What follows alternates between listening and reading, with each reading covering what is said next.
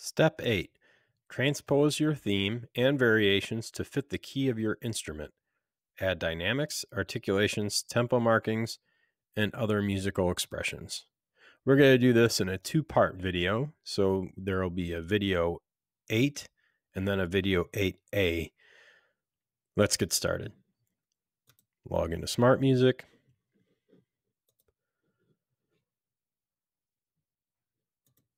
And this is, while we do this, once we add a staff above our piano staff, we're going to have to go ahead and format as well. I'll be teaching you how to transpose things and move things up and down an octave.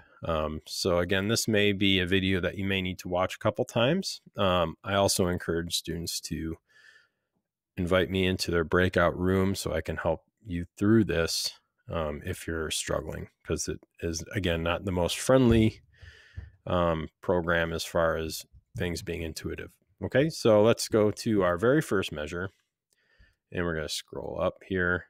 Sometimes Smart Music does weird things, like you can see here, this stem of that note is a little bit larger. I'm going to just click on that. For some reason that fixed it, so I'm going to go ahead and file, save. All right, now for adding, what we want to do is add a staff above our piano staff, our grand staff here. So I'm going to go up to score, and then I'm going to go ahead and click on the staves and bars. I'm going to click on the first pencil in the bubble, and then I'm going to go to the left where it says staff properties. I'm going to scroll down to where it says add staff above. I'm going to click on that. Now I've added a staff here. In staff properties, you can see that this new stave that I've just added is highlighted in blue. So you want to make sure that's still highlighted in blue. And I'm going to go up to instrument family. I'm going to go to instruments. Notice it says families, right? So we have brass, flex, ensembles, guitars, keyboards, percussion, pitch percussion, strings, voice, woodwinds. I'm going to choose alto saxophone. So I'm going to go to the woodwinds family. And then instrument, I'm going to scroll down until I find the E-flat alto saxophone. Everything looks good there. There's also some other things here like measure numbers. You can go ahead and put a number on each measure. So I'm going to go ahead and do that as well. And let's see here. I think that's good. So I'm going to hit apply. And now you'll see that this stave right here has a new key signature that is been adjusted for the instrument that I play. So the next thing I want to do is go ahead and file and save and continue using. Now I'm going to go ahead and highlight just left of the stave where my melodies are. There we go.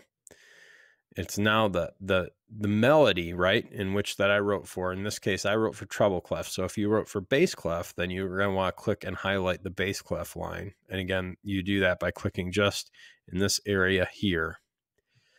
And then I'm going to go up to these two rectangle things here that are on top where it says copy.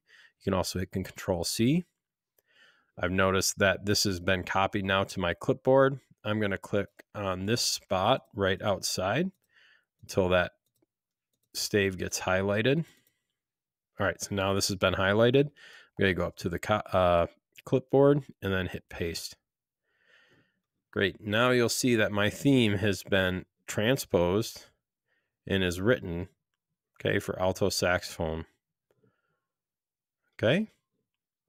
Now, if for some reason it puts it in an octave that is not the most friendly, okay, for your instrument, or if you want it down an octave or up an octave, notice it's still highlighted. And as it's highlighted, it says transpose notes and symbols. We can go to transpose. In this case, I might say, let's put it down an octave. And then I have to choose the octave and then hit apply. And now that's been moved down.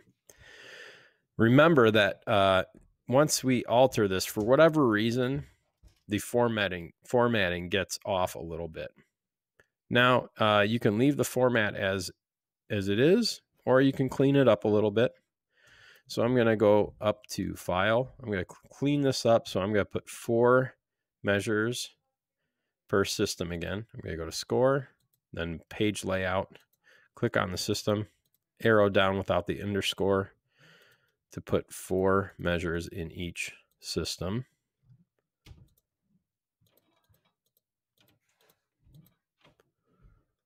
I know there's a lot of little steps here for this, which can take some time, but you just, a little patience helps, goes a long way here.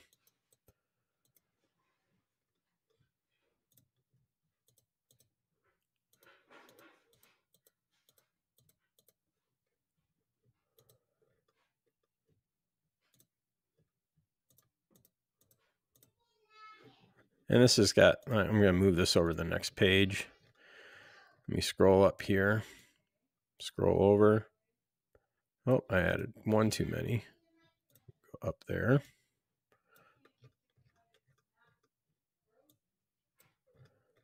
All right.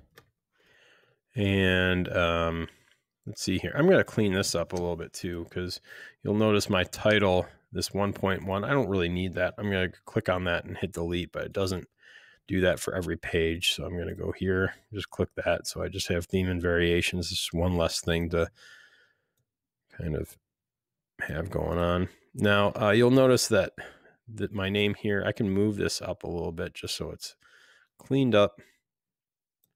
Same thing here. That looks fine there. So I'm going to go to File and Save.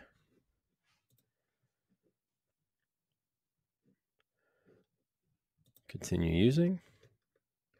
I want to check all my work. So now you'll see that the treble clef of the grand staff, because that's where I wrote my melody, is going to be the same as my treble clef alto saxophone, right? So I can go ahead and click. You'll hear, now you can hear the alto saxophone.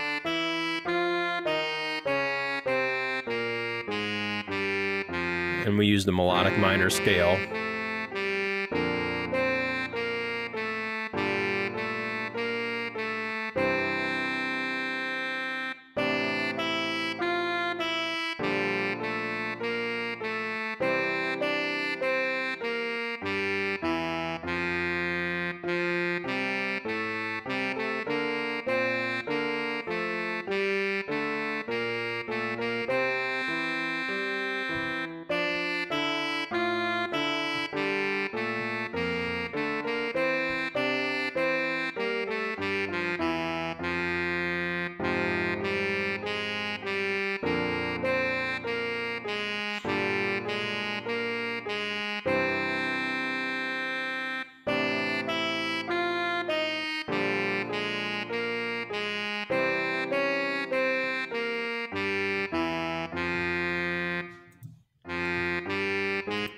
All right, and we're going to stop this video, and then we're going to add articulations and other musical expressions, tempo markings, etc.